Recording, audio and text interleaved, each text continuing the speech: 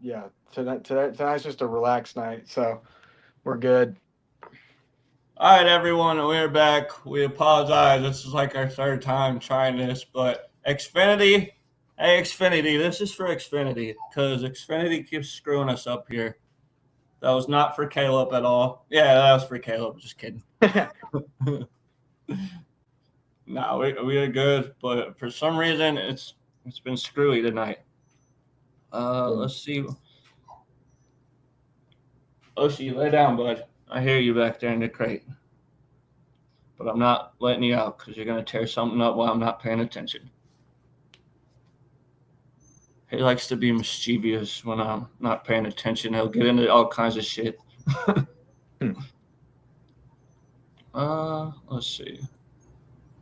Give me 1 second. I'm actually going to give him a bone so he'll lay down. All right. Give me 2 seconds.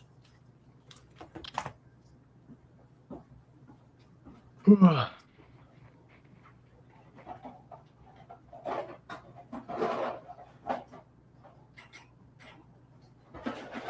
down. Good boy.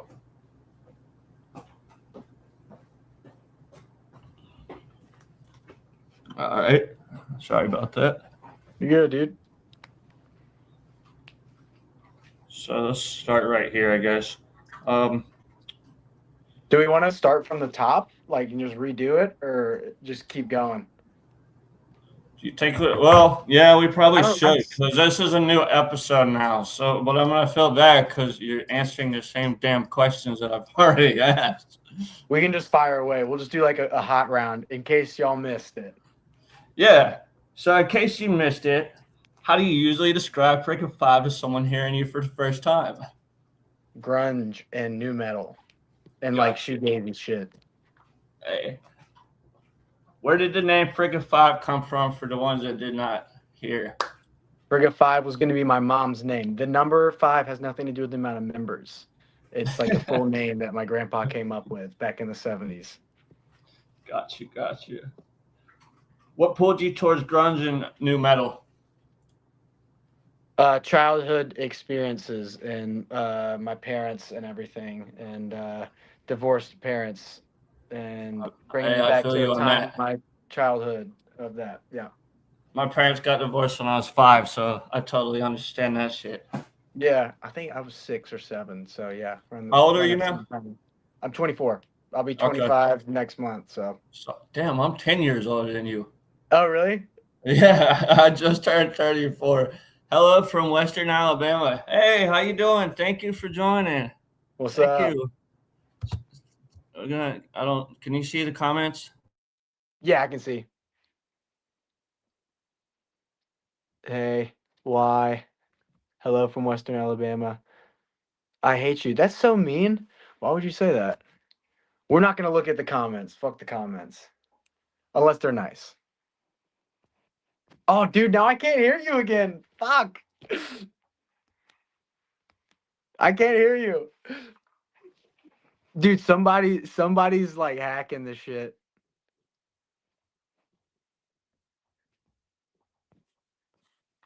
Dude, it is not meant to be tonight. What the fuck? If anybody can hear us in the chat, it's we are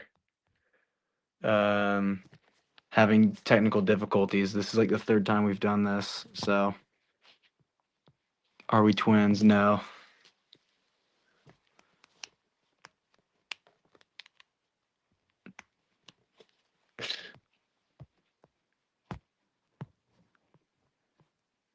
Are we brothers? We could be. Oh, you're back. How about now? There you are. We're back again. All right. Jesus Christmas. Is it raining or something outside? Like, what is going on? Yeah, right.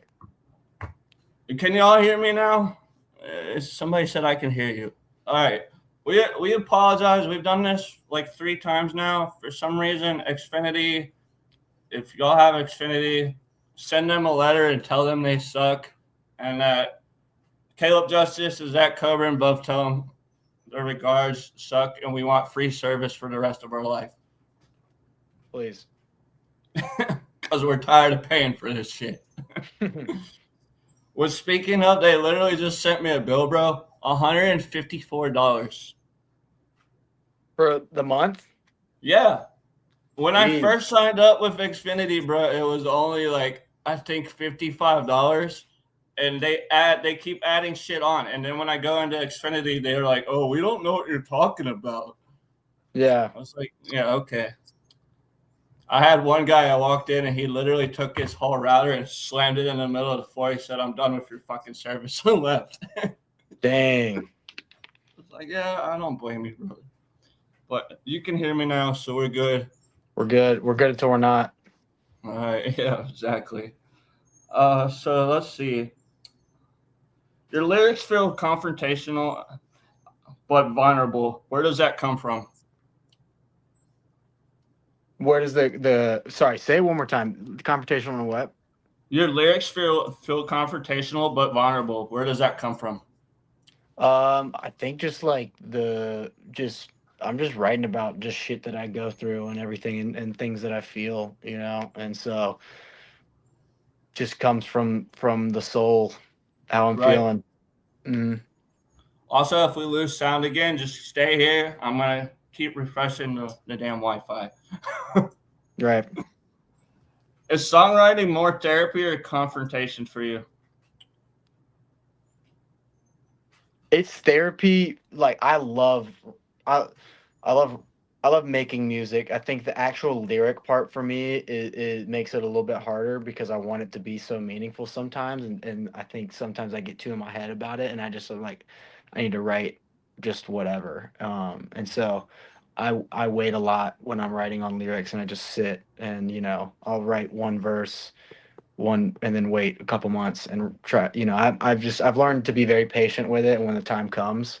But the Right. music part of it I absolutely love. I'm a guitarist first, and um before I sang or did any of that, guitar and like just making beats and doing all that stuff, so that's I really enjoy that the most. To answer Jordan's question, who is this artist? It is Caleb Justice, lead singer of Frigga Five. What's up, Jordan? I don't even know who half these people are that joined in, but I posted it to my mom's Facebook earlier today. So if you're friends with my mom, thank you for tuning in. We really do appreciate it. Or wherever you're from. Honestly, wherever you're from, we appreciate you tuning in tonight. What's up, Zach's Because mom's friends? we have had some technical difficulties. So let's see here. Have you ever written a song that was hard to perform live emotionally? Yeah, definitely. I think Goodbye is like the biggest one that like immediately Right. comes to my head. That one's like when I remember like the first time I finished writing that song and we played it live and I was like tearing up when I was singing it. And yeah, that one for sure sticks in my head a lot. Yes, to everybody comment. I can see your comments. They're just not popping up because I got them where I can only show them to him if I want them to. Which somebody said that they hated us. So if that's how you feel, don't be here. Okay. How do you balance honesty without feeling overexposed? I'm still trying to figure that out, to be honest. And like, because sometimes I feel like I'm to the best way for me to say it is like showing my ass to Yeah. everybody in a way, and like and that's a scary thing. And so sometimes I don't know it. I'm like, damn, am I showing too much right now? And lyric wise, and like, do I need to dial it back, or is this just the right amount, or so. I like that. I like that. When Hmm. fans tell you your music helped them through something heavy, how do you handle that responsibility? It's a it's a really wild thing to hear, and and it really just puts it all into perspective how like important music is and how somebody's experience can help somebody else, and it doesn't even have to be the same reasons or whatever. Right.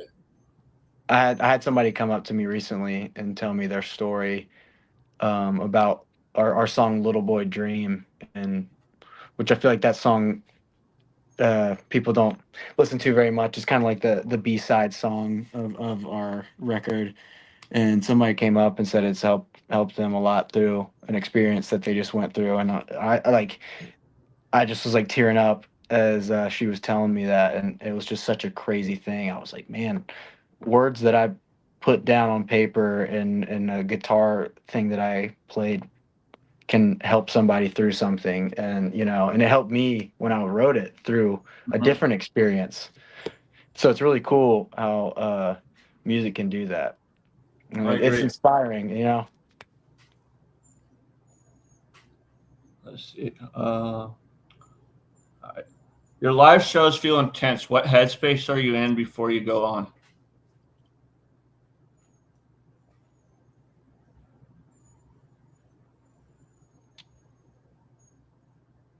Showing the world that I have something to say. Can you elaborate a little more on that, if you don't mind? um I just got something to tell people, Right. and I feel like it's a passion, and I just let the energy like happen and wherever it takes me, Through your vocals and whatnot. through whatever it has to be, Right. I whoever's got in the you. room, and yeah. I got you. Let's see. Is performing a release or more? We asked that one earlier, and you answered. Have you ever stepped off stage feeling like something shifted internally?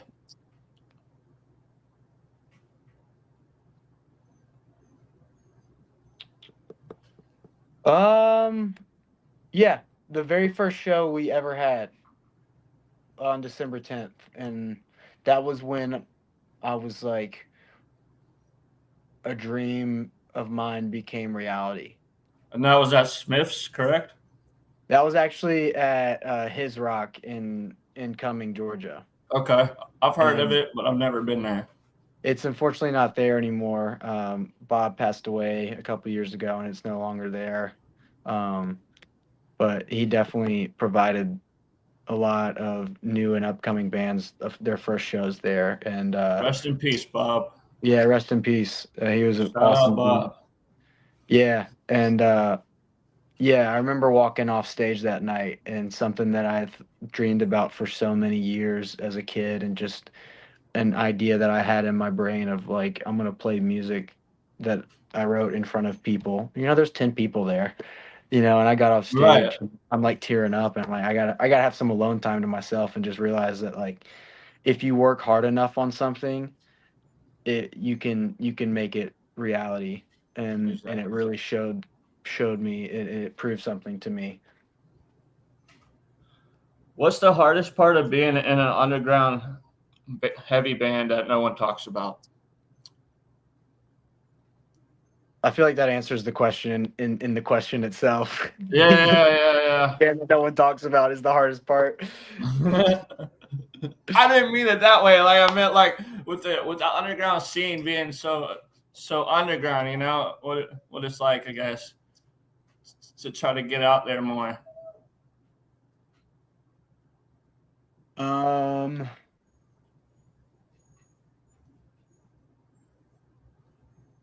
what's it like?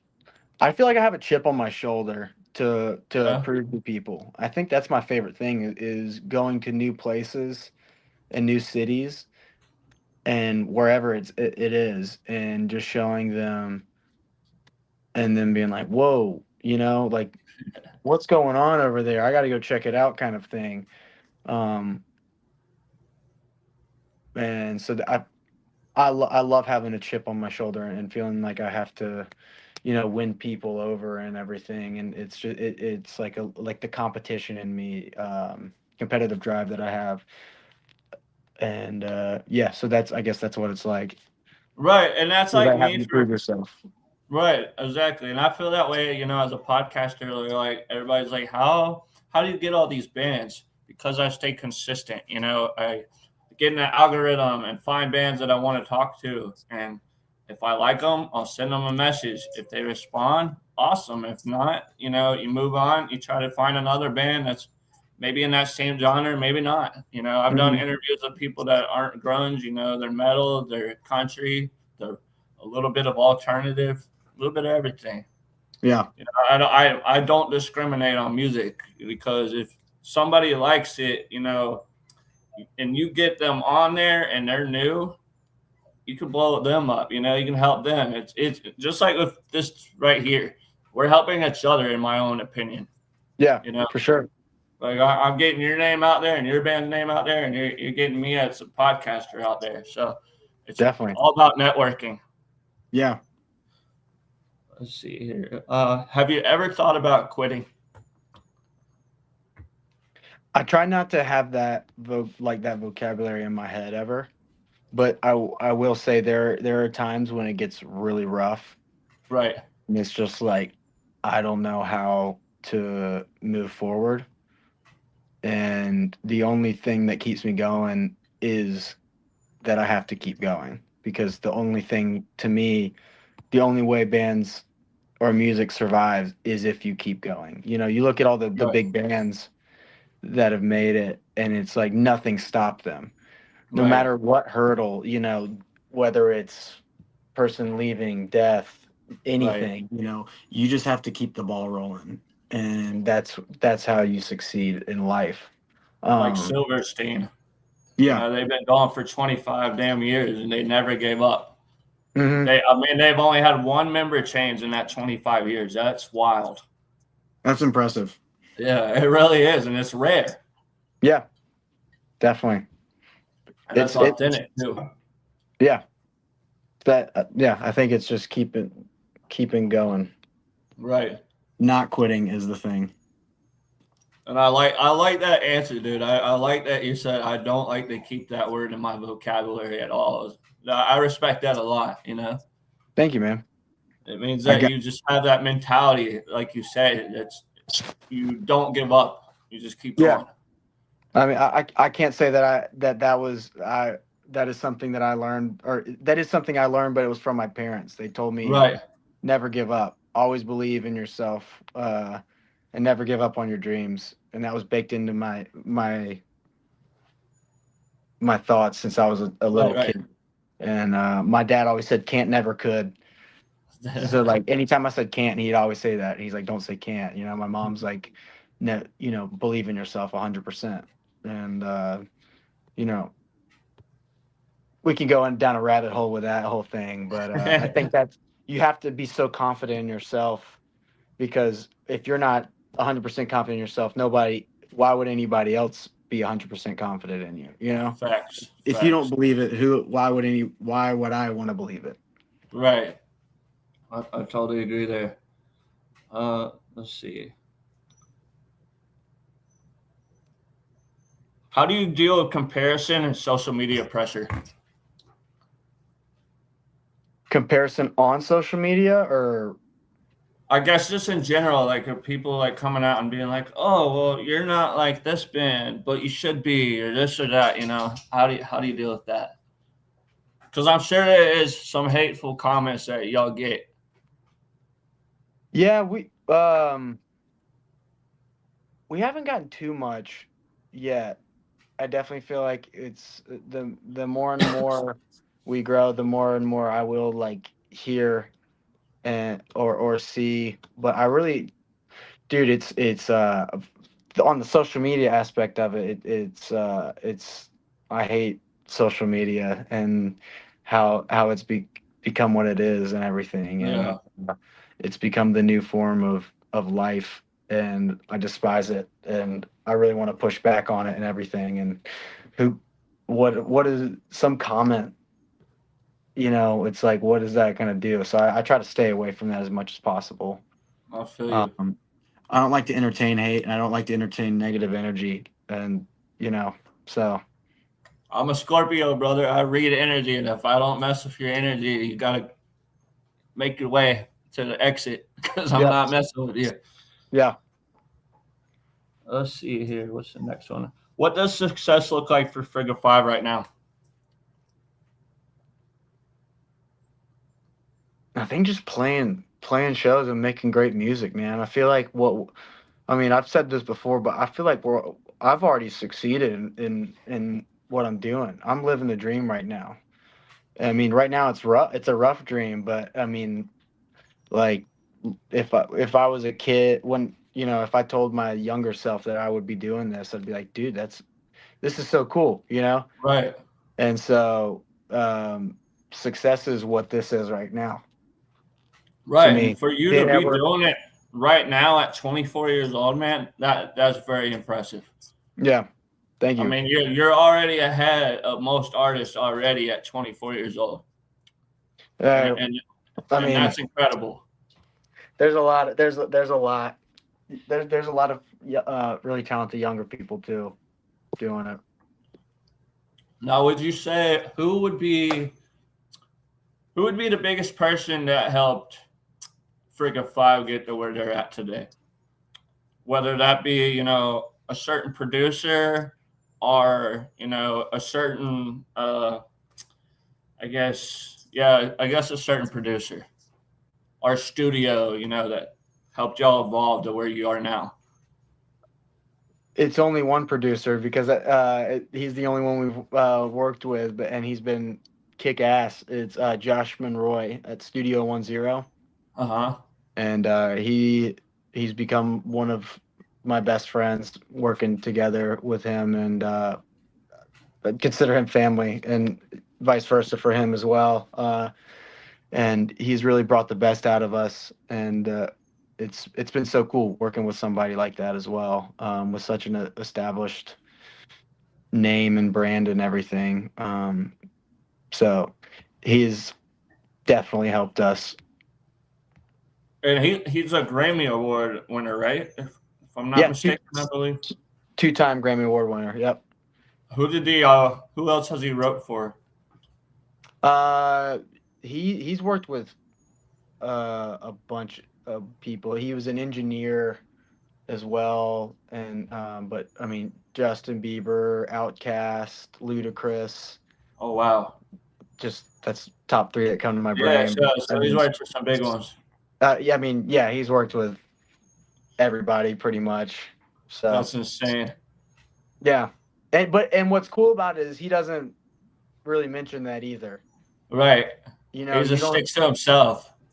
Yeah, we were recording one time, and I don't remember at one of our recording sessions we were having with him, and he like we were just talking about it a little bit, and I was asking him, and I was like, wait, where are the Grammys that you have?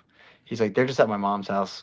And I'm like, dude, why would you not hang those up in the studio? Like that's Right. something so cool to have. You have two Grammys. What the hell?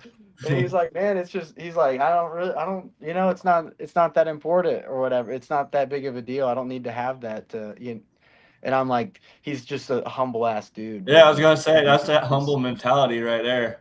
it just goes to show it's like he's like, I'm not trying to get people in because of the things that I've done. I'm getting Right. it because of the things that I want to do and believe in, and it's about what I've done, That's which awesome. is cool.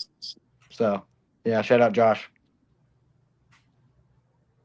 Is there a direction you want the next release to explore emotionally?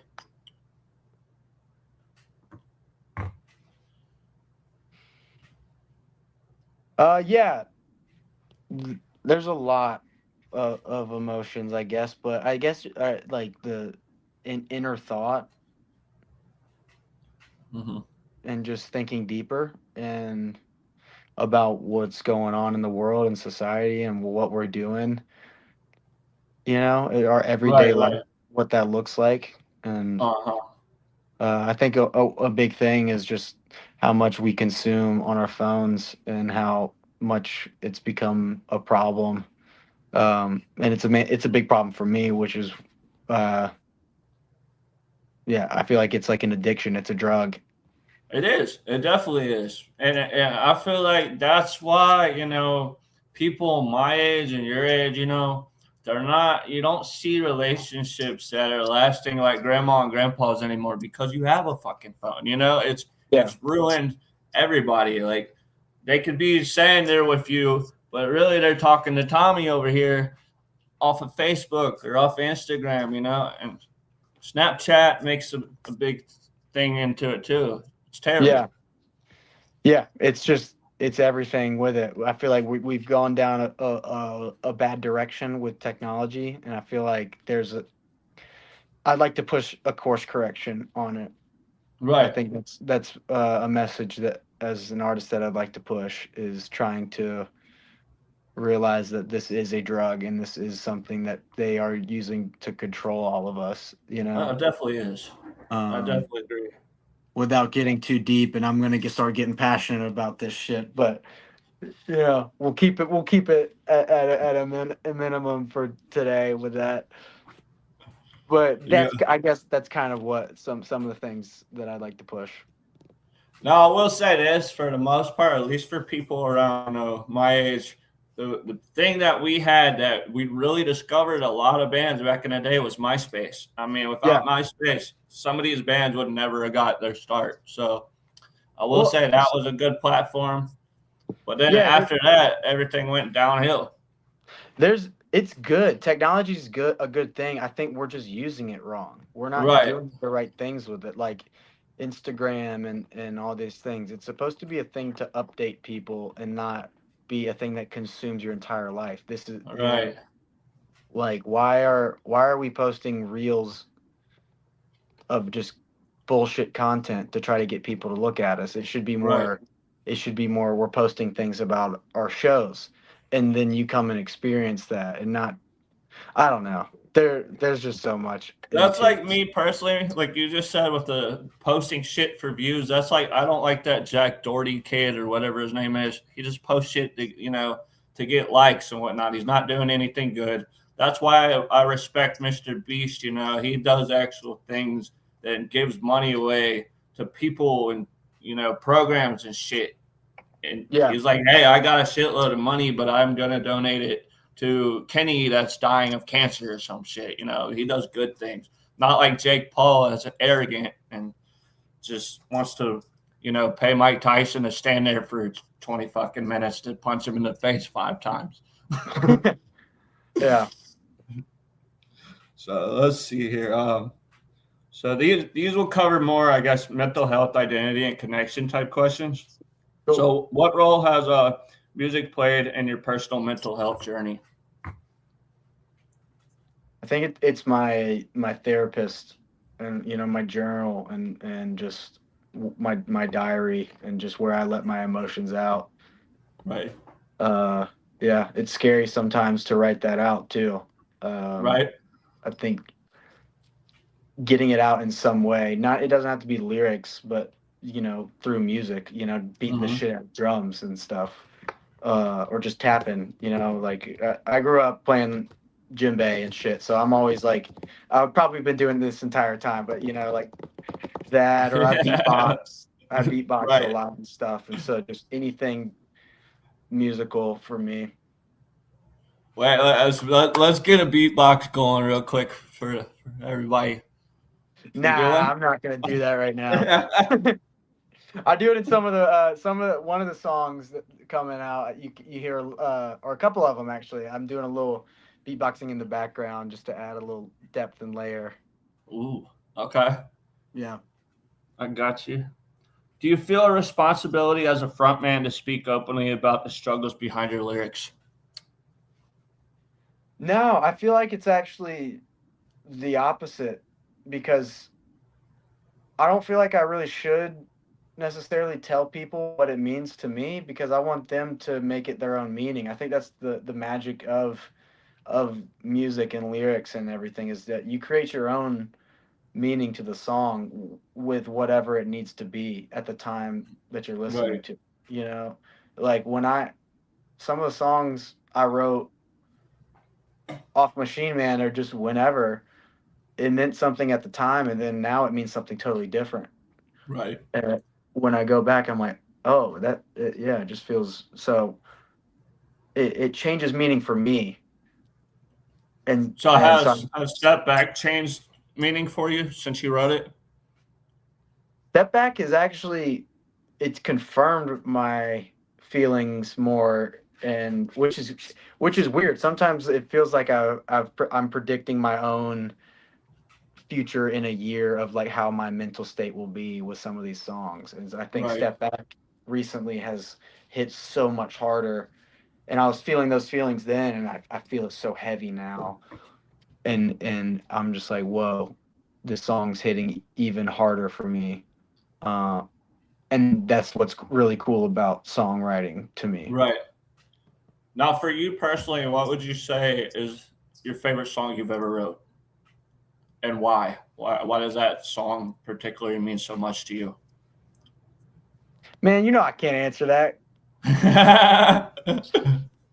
Ah, dude, they're all for different reasons. I think that the one that's speaking to me the most right now is Step Back right at the moment.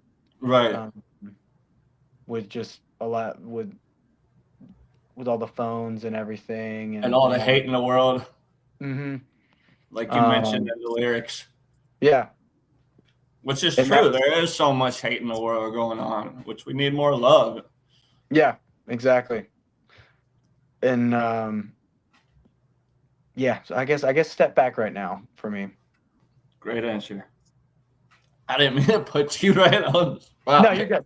You're good. It's like one of those like asking who's your favorite kid is. It's like Right. damn, they're all I love them all for different reasons. Let's see. How do you handle the pressure of fans connecting deeply to your pain and your story? I believe we did go over that one, but maybe somebody missed it. So, Yeah. Um, say it one more time. I'm sorry.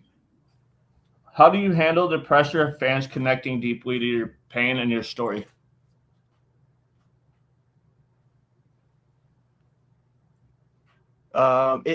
It's it's really cool, but it's also really weird at the same time because like it's something that was so personal to me that I wrote, and people are Right, relating to it, and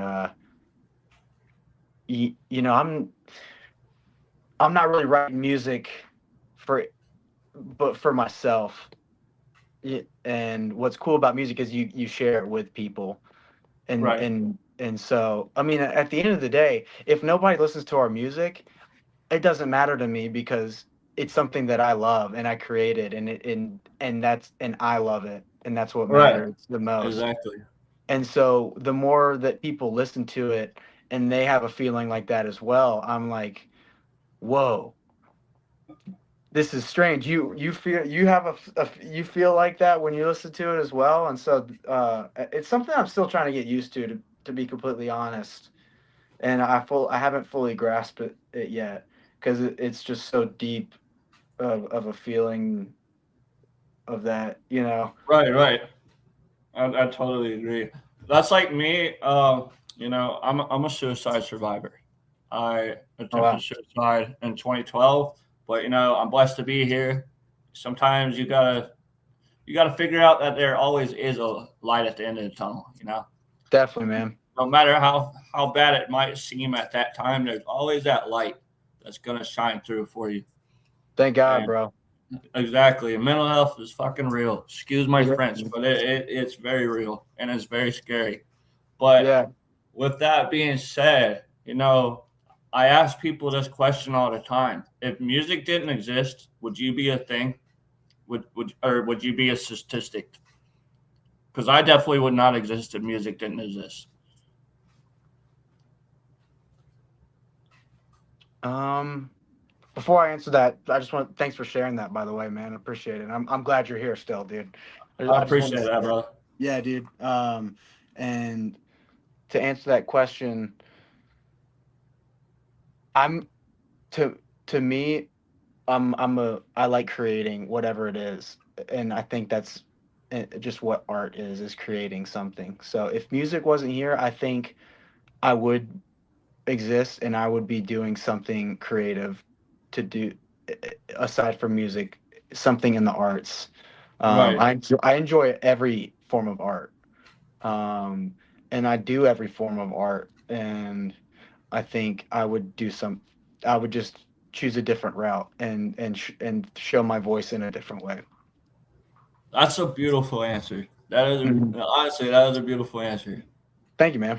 and I appreciate the love there. Yeah, dude. Of course.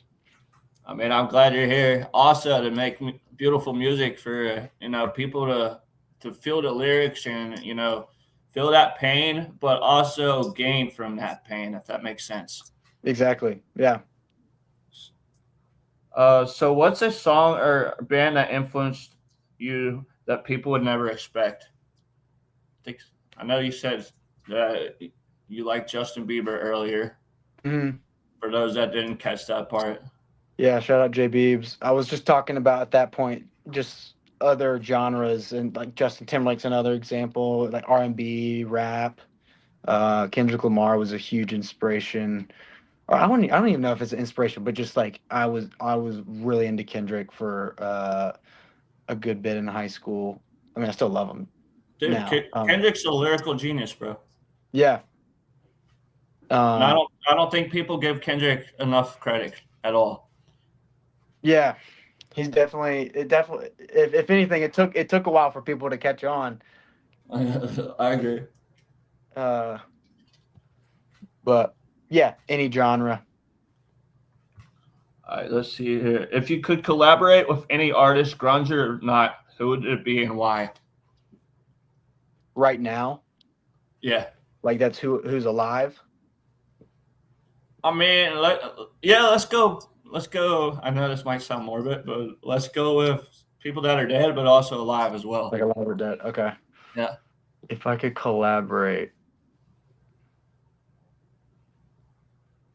Dude, honestly, I don't know if I like would really want to because I feel like I would just fuck it up, to be honest. Can I be honest with you? Who I feel like you collaborate really good with? Yeah, Lane Staley. really? Yes, I feel like you and Lane Staley would have just been magical, bro. Dude, I'm sure. We actually just we learned a couple covers recently for a gig that we did and Wood was one of them. And damn, dude, that song's hard to sing, bro. I can't Hard. sing at all, so It's I hard. give I you mean, just props. any of his stuff. I grew up listening to them too. And Jar of Flies was a huge album from or EP, whatever you want to call it. Right. But that's a cool compliment, man. We've gotten a couple times, or not a lot. Like you're like the third or fourth person I've heard say we were Alice in Chains reference, which is super cool. Right. And I sometimes I have trouble hearing like when people say that, and I'm like, what about it makes it sound like Alice in Chains? But I love that though because they are an influence, but Right. I guess it's a subconscious influence through our music, which is cool. And I'm kind of surprised you didn't say Stone Temple Pilot because I seen on another thing y'all are saying that that was a big influence. They're a huge influence as well. Yeah, I love Stone Temple Pilots. Yeah. Yeah, I grew up listening. I mean, just all the grunge bands. With if you want to consider STP grunge or not, but I feel like they're a very underrated band of the '90s. Nah, he said y'all are overrated. If you go back and you listen to this podcast, you can hear it. Yeah, you can clip it, cut it up. uh, I don't know how much time you have here, brother, and I don't want to keep you too much longer since we've done this. Ask away, dude. I got all night. All right, no, we'll just keep going until you're ready to go. Because I I'll just honestly lined up like multiple different things for questions, so I can just go back and find ones that I did not ask. fire away, dude. We'll All go. right, so what's something about you most fans wouldn't assume or guess? Mm, what's something about us or me specifically? You. Besides that, maybe sometimes you climb inside of the Frigga Five man, the little Yeah, machine right. man, and hide. Um, I'm like a big superhero nerd.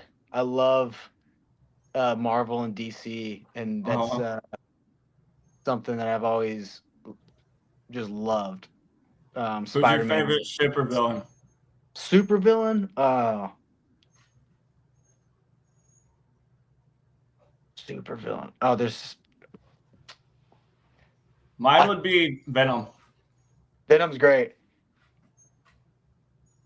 I, I'd probably s- I'd probably say the Joker Uh huh. or Thanos. Like just in the MCU specifically, like Yeah.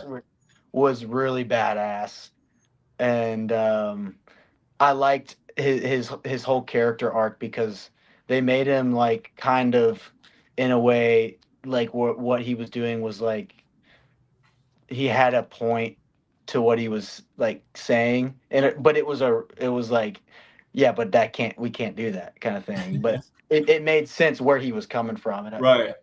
so I And thought that's that was like me as a kid. I love Doctor or Mr. Freeze because it was Arnold Schwarzenegger, and I was like, yo, I was like, Arnold was always one of my favorite actors as a kid.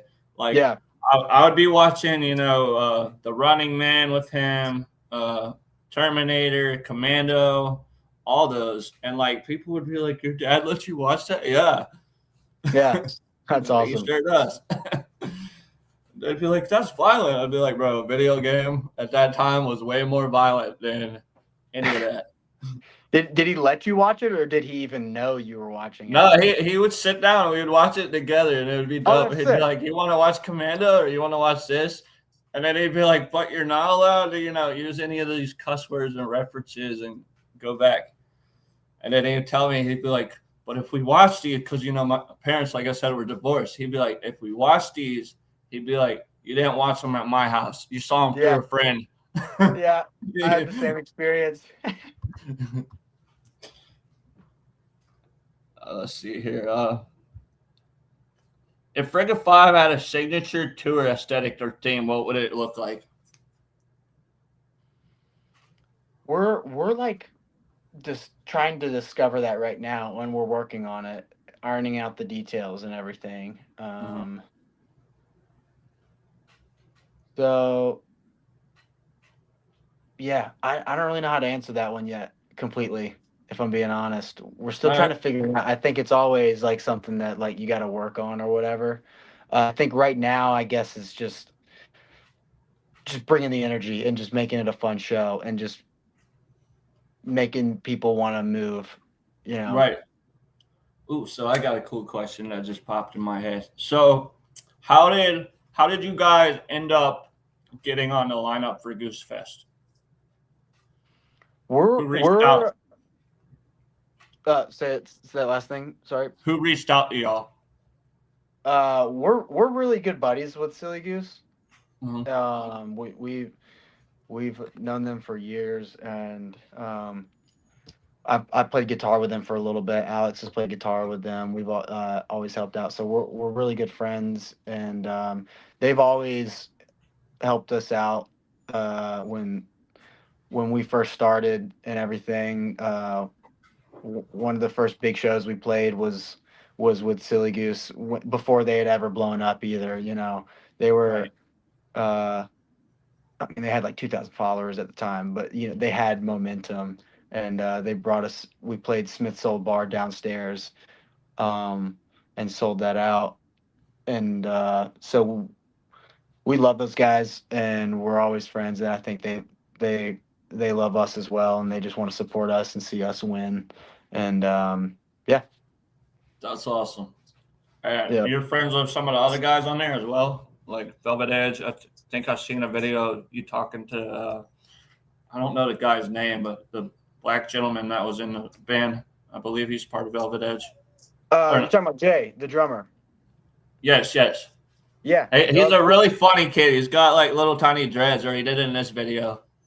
Yeah, Jay's awesome, man. Yeah, He's drummed for us when we've had to have some fill-in drummers, and he's such a good kid, such a talented kid, and we're the cool thing about the all of these bands is like we're all really good friends with each other, and we right, know each other, uh, not just from the music and everything. I mean, we met through the music, but we're all really tight, and so yeah, it's cool. Jay's I awesome. feel like Atlanta in general, bro, is like super, knitted together when it comes to supporting one another in the music scene, Hmm. especially in this type of genre type shit. Yeah. Like the EDM scene here, no, that's just toxic, toxic. Yeah. but but this scene, everybody's like, "Yo, why'd you go back to your emo boy scene?" I was like, "Dude, because I never had a problem with anybody in that type of scene." Which getting Yeah. into EDM, it was always toxic. Yeah. So, There's a lot of negative and toxicity and mhm. stuff, and we definitely try to stay away from all that because it's just negative. Who Right, needs? and And it as brings you cheesy no as that positive. sounds, but it helps. And being good and being positive to other people, it's only going to make the world better. And so this little alternative rock scene, definitely we try to stay out of all the negativity and just push each other up and support each other. Right. It's not just our scene. We want to do that to all the other scenes and show the love and everything. So we're not just trying to be selective and, oh, it's just us kind of thing. We want to share that with everybody. Now I got a promoter that they're based out of mainly like Warner Robins Macon area, but they run a new venue. They just opened it. You might have heard of them called GMO Productions. They Yeah. used to throw shows up at Sweetwater. Okay. If you know where that is, like in I think it's Lawrenceville or Duluth. Yeah. They used to throw him there. So what's the kid's name? Why can I not think of his name right off the top of my head? Trent Chase is his name. He's in charge of GMO, and then his girlfriend Bree helps run it as well. But they just opened a new venue down in Warner Robins called the Reverb Room, and it is an all ages place. So the kids can come in, and I think that would be really cool. Even if y'all have a bunch of 14, 15-year-old kids running around supporting Frigga Five, at least they can go out and tell people, hey, we saw this band, when we were 14, 15 years old. Because, the masquerade is not letting kids in that young. Yeah. And I feel like that personally, it's weird, yes, being in a club like that. But I think it's also a very good thing because it builds the culture and it gets them, more exposure to what's going on in the music scene. Yeah. I think it's cool. I think like I didn't have that growing up when I was in high school or anything. Nobody Uh-huh. listened to rock, and so I was felt like an outcast in the rock thing, Right. and so it's cool now that it's coming back. And to be honest, like it's like when I went to Kennesaw State recently just to visit, I was seeing one of my buddies' bands, Glass Edge. They were doing a battle of the bands at Kennesaw, like on campus, and Mm-hmm. I went to Kennesaw, and I just thought it was Hootie so cool. hoo. Yeah, who do you? Um, but I didn't graduate, so I Hey, dropped it's out. still all good. But yeah, the time I went though, I was like, there's still rock wasn't a thing, and or it didn't feel like it. At least I wasn't exposed to anything, and it was just so cool to see that there's bands playing on campus, and I was like, dang, this would have been so man if I could have like experienced this when I was a freshman in college, like that would have been Right, so cool. And so yeah, that venue having like y- uh 14, 15-year olds like being able to come and experience that and make them right. feel like, oh, this And is cool. also, it's not even just that. It's like it's better for people that, let's say, they struggle with alcohol addiction. They can go there. They don't have to feel pressured to drink. Which I Yeah. feel like a lot of venues that are catered around like our age people, they endorse you. Hey, you got to have a drink. You got to be drunk or something or somewhat buzzed to feel. Well, that's how they make money. Yeah, so they Yeah, have to push it. exactly. So they have to endorse that. You're right. Yeah, but Unfortunately, that's not a good thing. no, because I think it leads to, in certain areas, it leads to animosity. Because some people cannot handle their liquor, so they start becoming assholes when they drink, and then it causes other problems. Yep. So let's Preach, see. brother. So with that being said, like with the Rebirth Room, there was a venue back when I was younger in Marietta. I'm originally from Rome, or I was born in Rome, but I grew up in Marietta where I live now still. And we had a venue called Swayze's, and it was an all age venue. And have you ever heard of the band Hawthorne Heights? Hawthorne. Yeah, Yeah, that sings Ohio is for Lovers. don't know that one. Oh, that's their biggest one.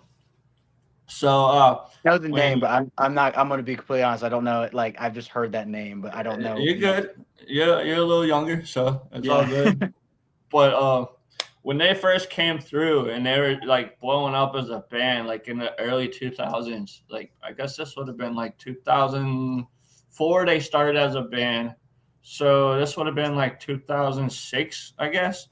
And I was like 13, 14 years old, 15, going to shows. My mom would just go up there, drop me off. It was always venue. And we just had the greatest time of our life, dude. Seeing some of the, not just local bands, but bands like touring like you guys do around this, the different areas in the Southeast. Yeah, So it was pretty awesome to that have is that cool. vibe. But unfortunately, they closed in 2018. So we lost. Rest in peace to Swayze's. R.I.P. All right, let's see here. What's something exciting fans can expect from Frigga Five in the near future?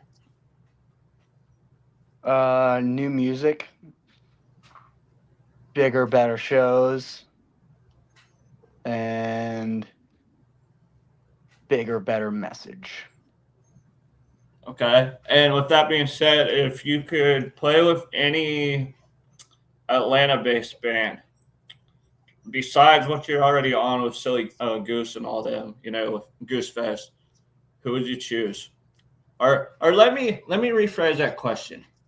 Who do you feel like in the Atlanta scene does not get enough exposure along with yourself? And yes, you can say yourself and not be biased.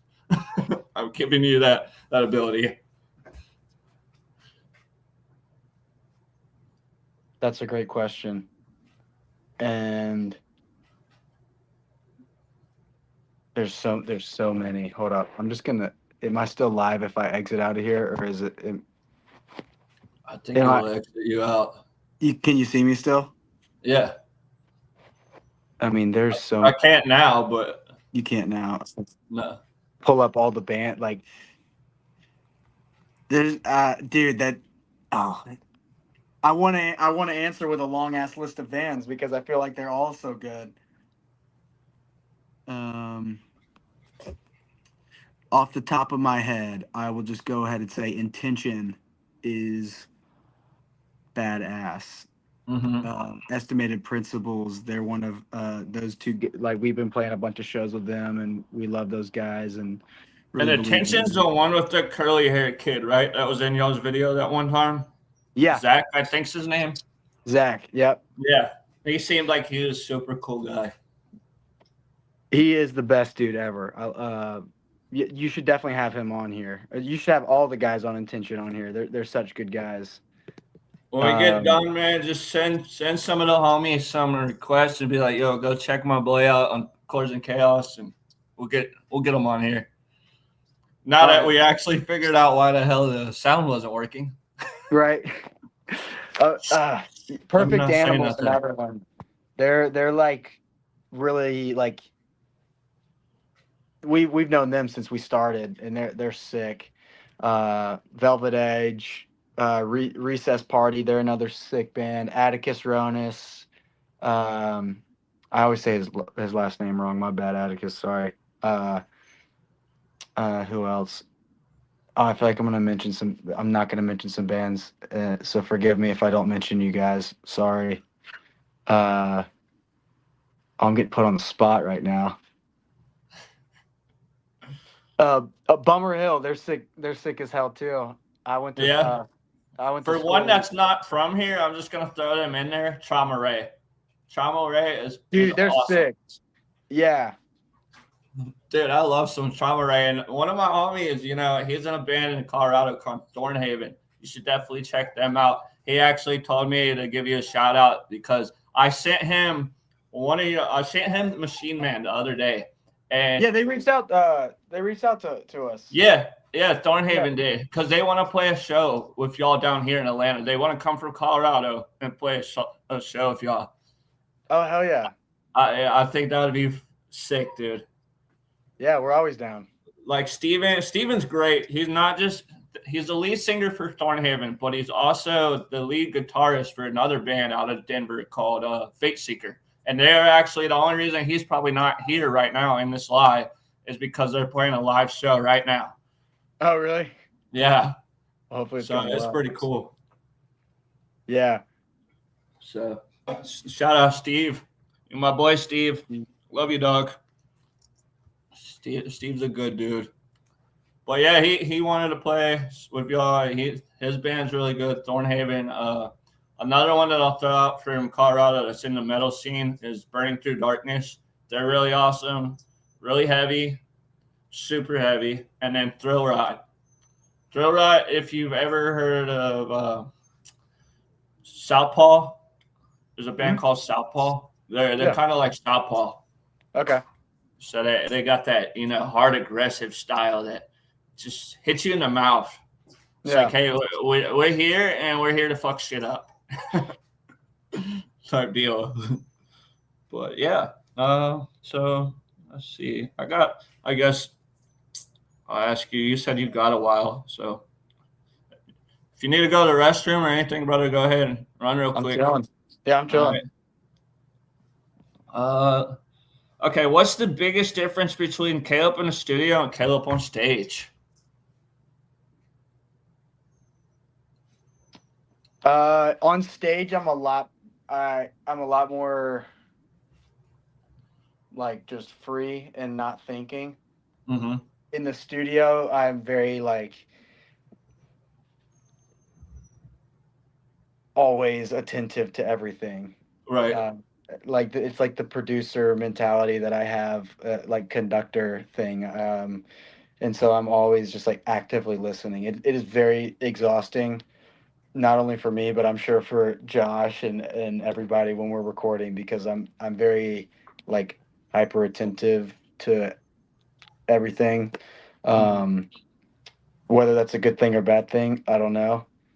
Um, I to me, I think it makes the music, sound better and everything. But that's the difference. I'm in like work mode in the studio.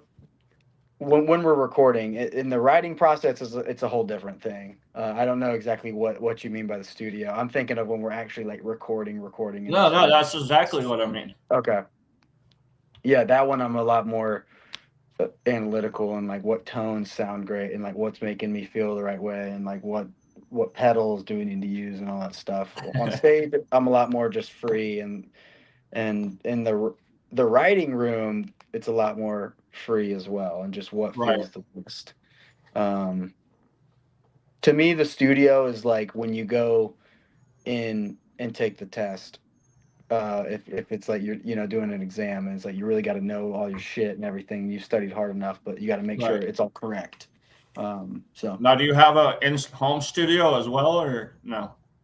yeah, I'm sitting in my home studio right now. Okay. But we don't record anything aside from demos and stuff here. I'm just too much of a perfectionist that if we tried to do it here, I would just nothing would get done. And so going somewhere to a studio where somebody is producing it and everything, Right. definitely keeps the ball rolling with it. Now, let me ask you this: for Frigga Five, how did you all meet? Because I know if like some bands, it's a thing that somebody sends out a little Facebook post and they're like, "Hey, we need a drummer. Hey, we need a lead singer," and then it all just starts from there. It's like a little rabbit hole. Uh, through school and through work, where Okay. I work, is the main spots. Without going into like super detail about it, Right. yeah, just nothing social media or anything. Just through word of mouth and just making connections and making friends. That's awesome. Yeah. So a lot of these guys were just like fellow classmates. Uh, some classmates, and yeah, then I just met along the way of the journey of life and working places and just making like new friends and everything. So I mean, you're pretty easy to talk to, bro. So I feel like it'd be real easy for you to make friends. no, thank you, man. I appreciate it.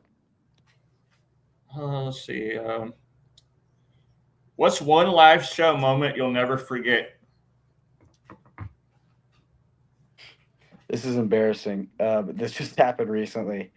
Uh, we played a sold out show in Augusta at Grant Ski Records. This was on Halloween this year, Uh huh.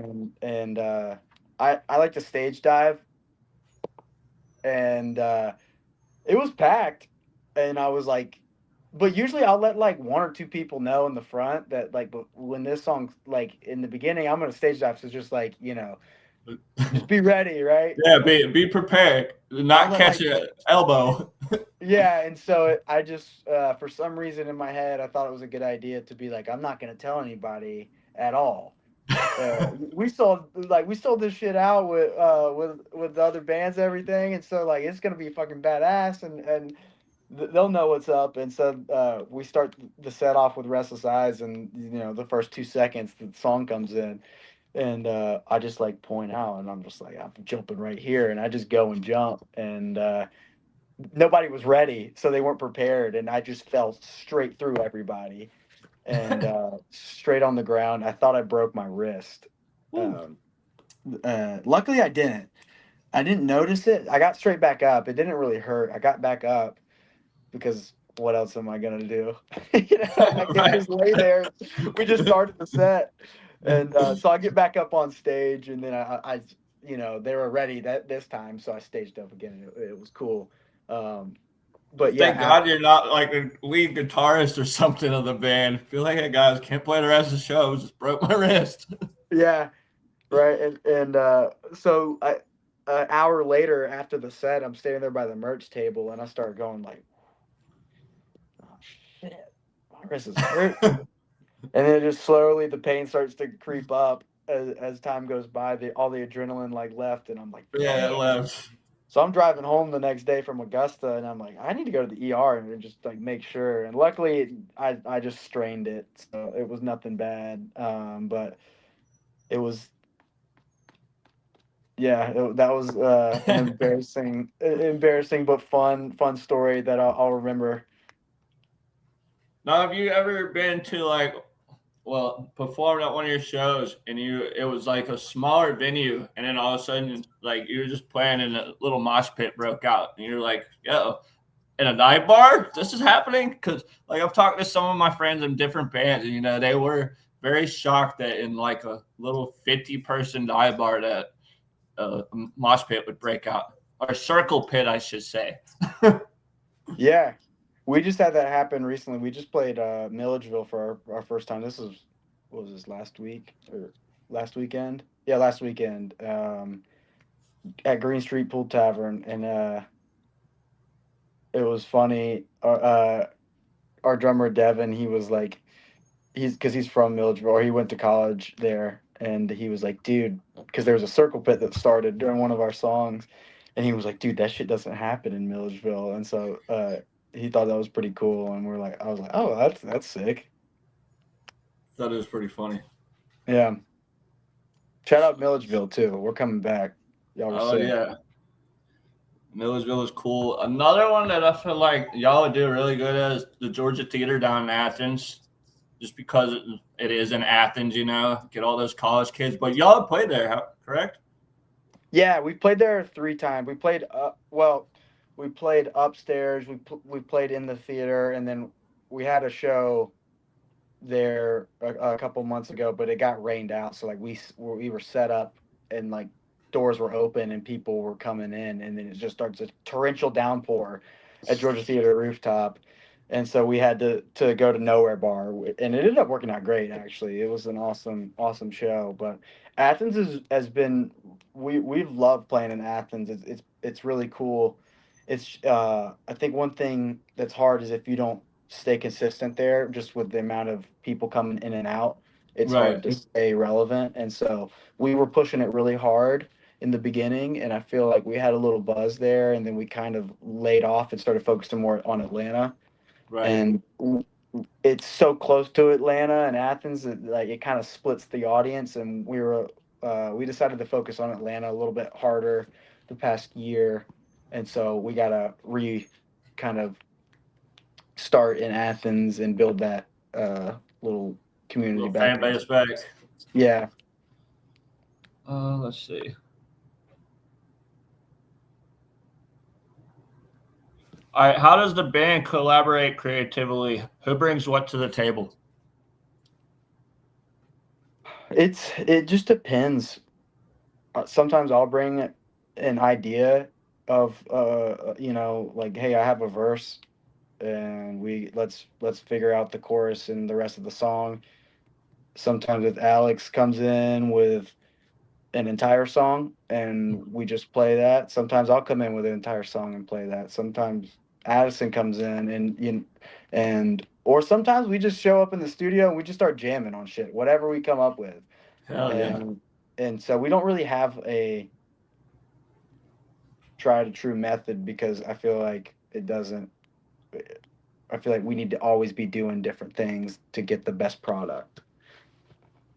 That's awesome. I like that. I like that a Yeah. lot. And what was I gonna say? Shit, I had it. ADD brain. Yeah. Shit. All right, I'll find another one. It's fine. What's one thing the band used to struggle with that you feel you finally overcome with?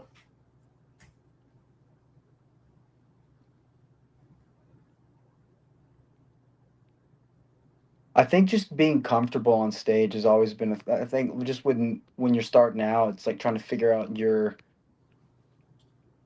presence on stage, and Right, I think it's something that you can always improve on, and it's something that I am constantly working on and watching film back. I grew up playing basketball, and so in sports, like you watch the game film back right, after the game, and you study, see what you did wrong, see what you did right, and so we try to incorporate that um, for us, and we'll watch back the sets that we had, and make fun of each other, and like, what the hell were you doing, right? Or like that was great. Let's do more of that.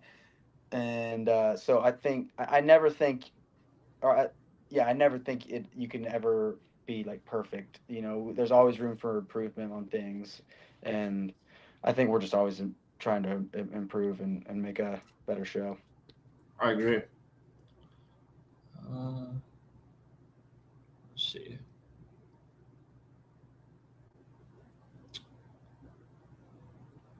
Yeah, we asked that one. Shit, hold on.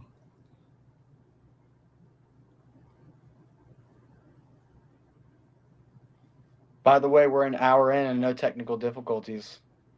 Hell yeah. Oh, We're why gonna get couldn't it have started. been that way? And then it was weird. As soon as like we went live on this one, I seen it. It showed that we had like 16, 17 people automatically there. And then they all started commenting and then everybody just disappeared. The So I'm bots. thinking it was probably my mom's old friends and they're like in their 60s and 70s, so they probably all just went to bed. Well, I shout was like, out to no. them. Yeah, exactly. Shout out to whoever's still watching still too. It says 0 right now, but that does they'll go Well, back. I mean, whoever's everything's watching on YouTube, after the live. facts.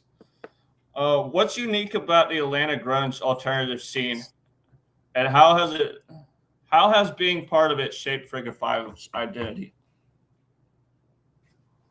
I think something that's unique about it, and also I don't have much experience in too many of the other scenes like outside of Atlanta or Georgia, but is that we're all super supportive and Excuse me. positive for each other's uh, ascension.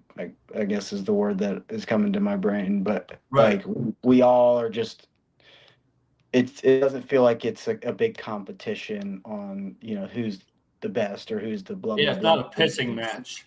Yeah, it feels like we're all just supporting each other and want all of us to succeed. Right. And yeah, I respect that. I respect that. Um,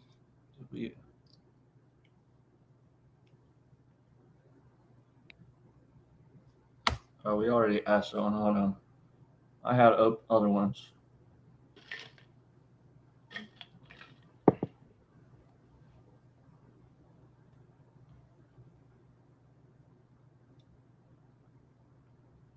What artist would you say, and I might have already asked this, which I believe I did, but what artist shaped your tone early on?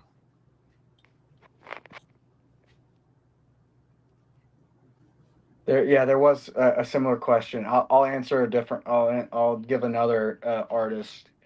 All right. Um, Tool was a really influential artist in weird ways for me. Uh, Right. I've always loved Tool, and I never really knew why. I don't think anybody that ever says Tool understands why they really like Tool. Yeah, Like like every time I ask anybody who likes them, they're like, I don't know, they just sound cool, and I'm like, all right, fair enough. it's more of like just a feeling I get when I Right. listen, and I'm okay with not really understanding why I like it, and I think that's beautiful. It Um, is. I think another one that's just I've always loved them is Rage Against the Machine. Just their message and everything too, and their energy, and it's just badass. And that's a big influence on. They've always been a big influence, and I feel like they don't get the recognition they deserve sometimes from being a '90s band. But I think they're one of the best as well. Yeah. I would say another band that's not getting enough recognition right now, that's from the UK, grunge scene and shoegaze and shit like that. Split Chain. Split Chain is freaking fantastic. Have you heard of them? I don't. I feel like I have, but I don't know if I've heard any of their music. But I feel like I've heard that name before. So I need to check it out. they came on back in April. They came on tour for the 25th year anniversary tour with Silverstein. So it was Silverstein. You ever heard of the band Real Friends? No, Dude, you gotta can't check say. out Real Friends too. Like All right. their lyrics, some of their lyrics might actually put you in tears. Like some of their songs just hit the feelings. Like they got a song called Waiting Room, and it's about his father passing away. And unfortunately, I lost my sister to COVID in 2021, and I almost lost my brother. My brother spent 9 months in ICU, two beds Jeez. over from her. So Wow. my brother unfortunately never got to say goodbye to my sister because he was in a coma for all that months. And then what's crazy about that, not to get too much into detail and too morbid, whatnot, but the crazy thing about that is November 4th, my birthday is November 7th, my brother's is November 3rd, my sister died on the 4th. So it's like it's my brother's birthday, then it's the death of my sister, and then it's my birthday. So like November is really rough for us, but at the same time, when my sister was dying, and it was really magical because when they were going to pull her plug from her ventilator, my brother miraculously came out of his coma. As soon as they pulled her plug, my Wow. brother came out of his 9 month coma. So I believe that some higher power, breathed air into his lungs. And I believe it was my sister breathing into her. And got my sister right there. I don't know how well you can see that. Yeah. That was me when I was a little boy. Dang, man, that gave me chills. You telling me that story, dude. That's Yeah, it's pretty crazy. awesome. But also with Real Friends, check this out. You said "Waiting Room" is the song, right? Yes, sir. All right, I'm writing that down. Type in write down deer in your headlights as well. That's another great one. Yeah.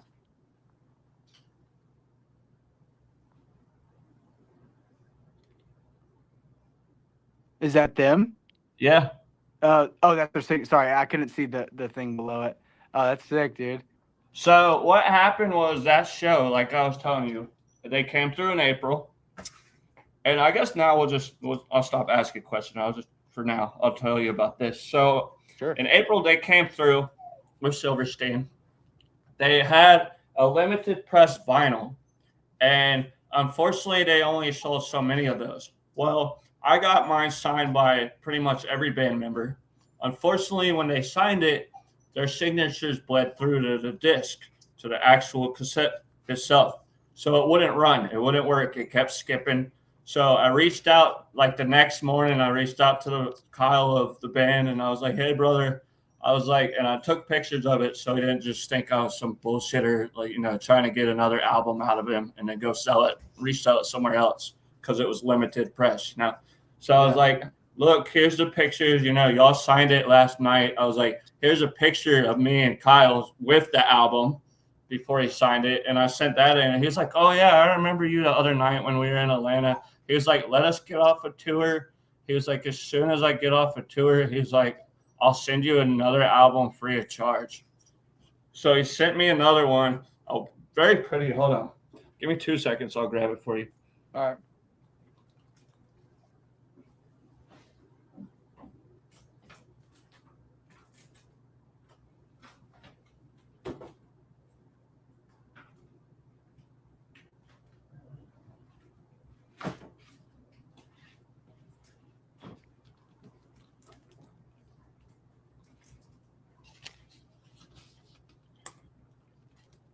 So yeah, we got this one right here, and then this whole album, bro. You have to listen to Blue Hour by Real Friends.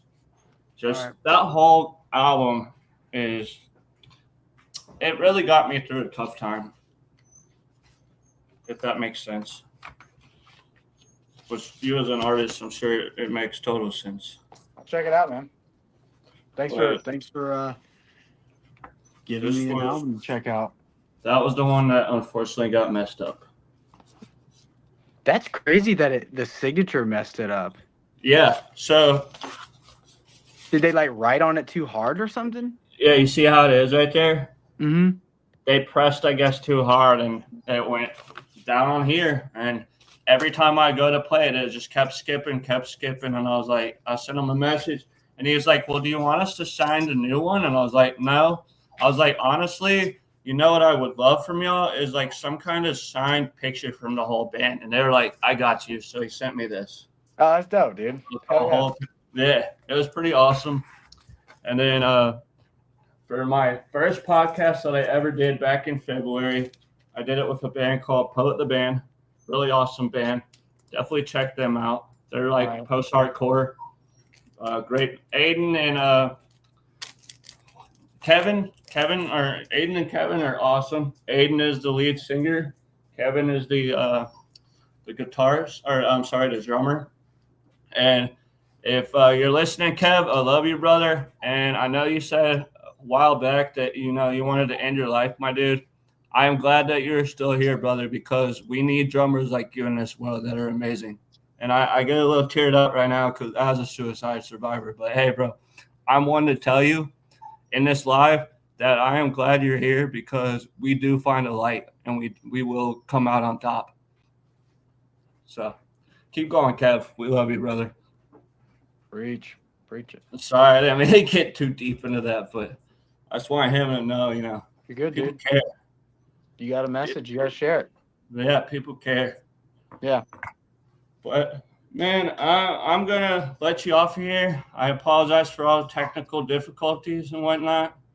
Dude, it happens, man. You can't. Yeah, but I'm glad we finally got it working, man. Me too. It only took freaking 3 hours or whatnot. but we got it going. Great questions too. Did you ever happen to find an extra large in that shirt? Oh, dude, I forgot to check, but I will check. Sorry, I've been working past couple days, so it's just good, brother. But I will check. You're talking about the black one, right? Yeah, because or even if you have just a regular one, brother, and you want to, I'll send you my address if you want to send it out. Because what I do on my podcast is not mandatory, but I like to have, especially if you guys being local, I would love to have a shirt so I can represent. And when people go, "Hey, who the hell's Frigga Five?" Dude, they're from here. You need to go check them out because they're amazing. That type of stuff. We have some white shirts. I don't know. Do you like white shirts? Yeah. Okay, cool. I definitely have those. We're like really low on our black ones, but either one, I got you, bro. Extra large. Yes, sir.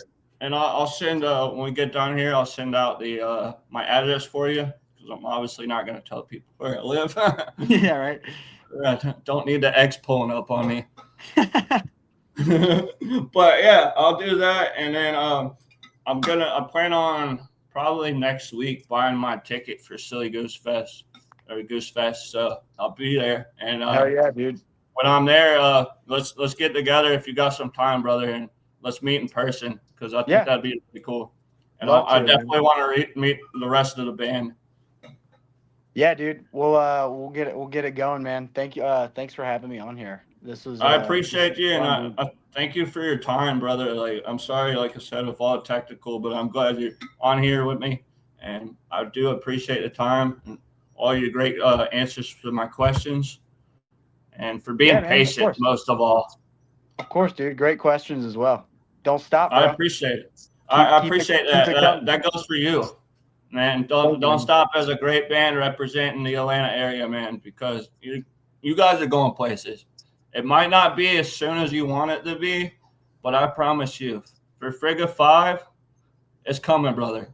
Thank you, bro. People are gonna know the name Frigga Five very, very soon, Thank you, and man. and I'm excited to see where this takeoff takes you guys. I really am, because I want to look back and be like, hey, I did that interview with him when they were really just getting their feet wet in the scene, and then look back, Yeah. Maybe 5-10 years from now, you guys, are playing in Europe or some shit like that. Yeah. Like that'd be ultimately That'd really be cool. sick. That'd be Yeah, it sick. would. We'd love to come to Europe. Yeah, that'd be cool. Well, Caleb, I appreciate your time, brother, and let's stay in touch. Do it, And man. and I'd love to come on another time too. you said what? I'd love to come on again at some point, maybe Let's for do it, man. Let's make it happen. 2026 at some point. So Yeah, if y'all want to come back on next year, or we're almost there anyway, and if y'all want to come, let's actually say when the new album comes out, let's aim then. all right, sweet. I know you told me that you can't release that information yet, but when it comes somewhere in there close, just send me a message, brother, and be like, hey, man, it's coming out soon. Pull me on the podcast, and we'll get a little booster going, to get that album up there more. All right, sounds good, dude. All right, brother.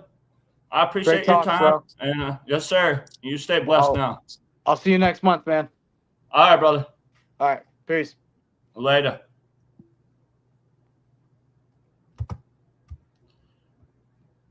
Thank you, everybody that was patient with us tonight. I know we had some, unfortunately, technical difficulties with sound issues and all that bullshit. But also, thank you to Caleb Justice of Frigga Five.